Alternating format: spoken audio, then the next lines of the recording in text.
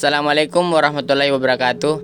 Hai teman-teman, perkenalkan nama saya Muhammad Taufikur Rahman dari kelas 12 MIPA 2. Saya akan memaparkan materi tentang dampak pasar bebas terhadap Indonesia dan strategi pembangunan Indonesia untuk menjadi negara maju.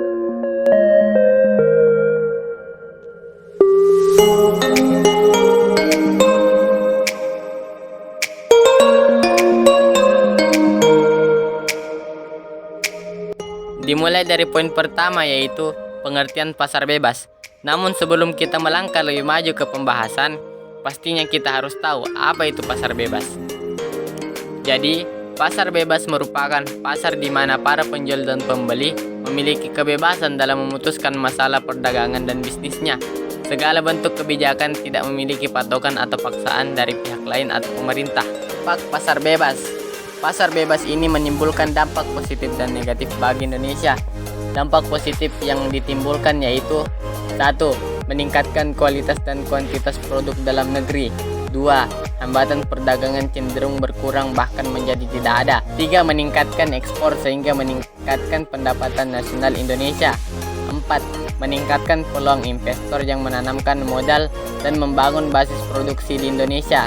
5. Menambah devisa negara melalui biaya masuk dan biaya lainnya atas ekspor dan impor. 6. Melalui impor, kebutuhan dalam negeri dapat terpenuhi. 7. Peningkatan lapangan kerja. 8. Mendorong kemajuan ilmu pengetahuan dan teknologi. 9. Menghidupkan sektor pariwisata sehingga menambah jumlah wisatawan ke Indonesia. Dan adapun dampak negatif dari pasar bebas ini yaitu 1. Produk dalam negeri cenderung kalah bersaing dengan masuknya barang-barang luar negeri yang lebih murah dan berkualitas. 2. Bertambahnya kemungkinan eksploitasi sumber daya alam oleh perusahaan. 3. Munculnya ketergantungan terhadap negara maju. 4. Bila tidak mampu bersaing, akan berdampak pada menurunnya pertumbuhan ekonomi negara dan meningkatkan jumlah pengangguran.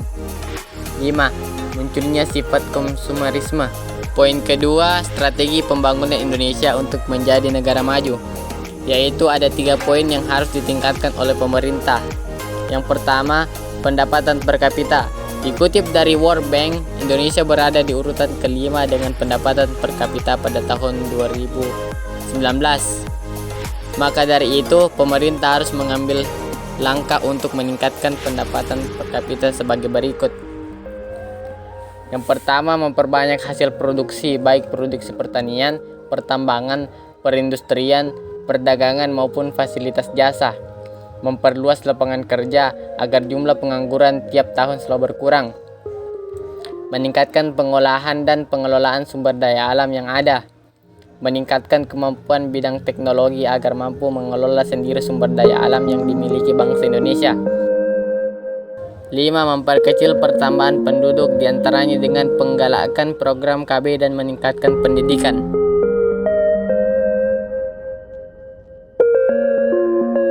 Poin kedua yang harus ditingkatkan oleh pemerintah yaitu penguasaan iptek.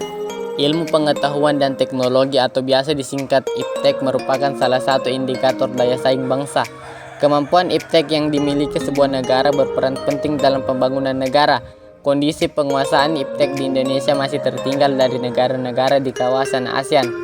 Rendahnya penguasaan iptek dapat diketahui oleh aktivitas riset di Indonesia yang sangat terbatas. Rendahnya produktivitas iptek tidak hanya dipengaruhi oleh sumber daya manusia, tetapi juga di sarana dan prasarana penelitian yang minim. Poin ketiga yang harus ditingkatkan oleh pemerintah yaitu peningkatan kualitas pendidikan. Usaha pemerintah untuk meningkatkan pendidikan di Indonesia sebagai berikut. 1. Membangun perpustakaan dan laboratorium di sekolah-sekolah. 2. Menambah sarana pendidikan seperti alat keterampilan dan olahraga. 3. Meningkatkan pengetahuan para pendidik dengan penataran dan pelatihan. 4. Penyempurnaan kurikulum sekolah dalam rangka peningkatan mutu pendidikan. 5. Menggalakkan partisipasi pihak swasta untuk mendirikan lembaga-lembaga pendidikan dan keterampilan. 6.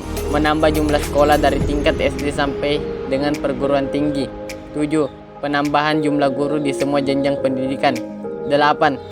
Pelaksanaan program wajib belajar pendidikan dasar 9 tahun yang telah dimulai tahun ajaran 1994 sampai 1995. 9. Pemberian beasiswa kepada para pelajar dari keluarga tidak mampu tetapi berprestasi di sekolahnya. Sekian.